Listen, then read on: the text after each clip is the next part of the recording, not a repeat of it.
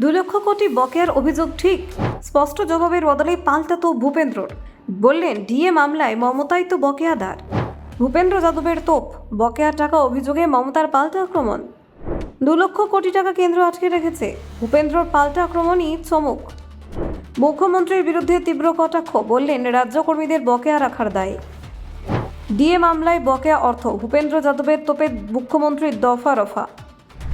আপনার কর্মীদের বকেয়া রাখার কারণে মুখ্যমন্ত্রীর বিরুদ্ধে কেন্দ্রীয় মন্ত্রীর কটাক্ষ।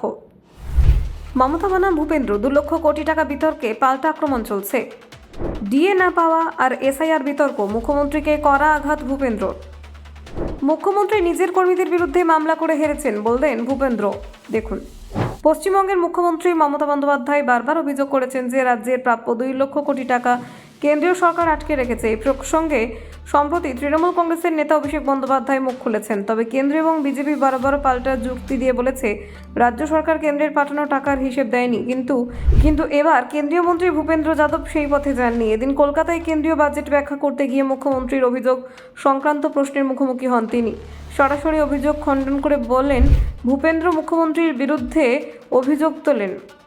কেন্দ্রীয় মন্ত্রী বলেন, যিনি টাকায় বকেয়া রাখার অভিযোগ তুলছেন তিনি বছরের পর বছর নিজের সরকারের কর্মীদের ন্যায্য প্রাপ্য অর্থ বকেয়া রেখেছেন।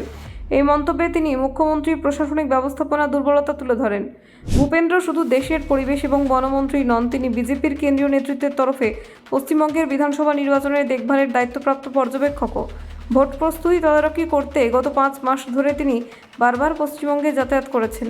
এবারের কেন্দ্রীয় বাজেটে তাৎপর্য ব্যাখ্যা করার জন্য কেন্দ্রীয় সরকার একজন মন্ত্রীকে বিভিন্ন রাজ্যে পাঠাচ্ছে। পশ্চিমবঙ্গের ক্ষেত্রে এই দায়িত্ব ভূপেন্দ্র যাদবই পালন করছেন।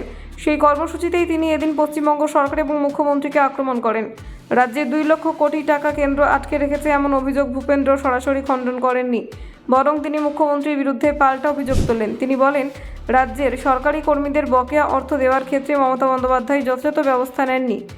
ডিএ বা মহার্ঘ ভাতা সংক্রান্ত মামলার প্রসঙ্গ ভূপেন্দ্র উল্লেখ করেন। তিনি বলেন, সুপ্রিম কোর্টের রায়ে পরিষ্কার বলা হয়েছে সরকারি কর্মীদের ডিএ তাদের ন্যায্য পাওনা এবং তা তাদের মূল্য বৃদ্ধির সঙ্গে মোকাবিলা করার জন্য প্রয়োজন। ভূপেন্দ্র মমতার বিরুদ্ধে বলেন, এসআইআর সংক্রান্ত মামলায় তিনি নিজের সরকারের কর্মীদের বিরুদ্ধে সুপ্রিম কোর্টে গিয়েছিলেন। এই প্রসঙ্গে তিনি মুখ্যমন্ত্রীর প্রশাসনিক ব্যর্থতাকে উল্লেখ করেন। তিনি আরও বলেন, সরকারি কর্মীদের বিরুদ্ধে মামলা করা এবং তারপরে হেরে যাওয়া সবচেয়ে বড় প্রশাসনিক ব্যর্থতার নমুনা। এটি রাজ্যের সরকারের অস্বচ্ছ এবং দুর্বল প্রশাসনিক ব্যবস্থার প্রমাণ।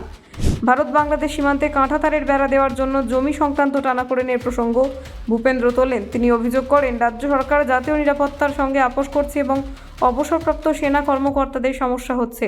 ভূপেন্দ্রের মতে, আদালত রাজ্য সরকারকে সময়সীমা বেঁধে জমি দেওয়ার নির্দেশ দিয়েছেন, তবু সরকার সেই নির্দেশনা মেনে চলছে না।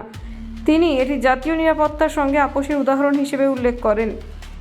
মুখ্যমন্ত্রীর বিরুদ্ধে তিনি 3টি মূল বিষয়ে আক্রমণ করেছেন: প্রশাসনিক ব্যর্থতা, জাতীয় নিরাপত্তার সঙ্গে আপোষ এবং অস্বচ্ছতা। তিনি দাবি করেন, এই সব কারণে রাজ্য সরকারের কার্যক্রম প্রশ্নবিদ্ধ। Bureau report, news prime Times.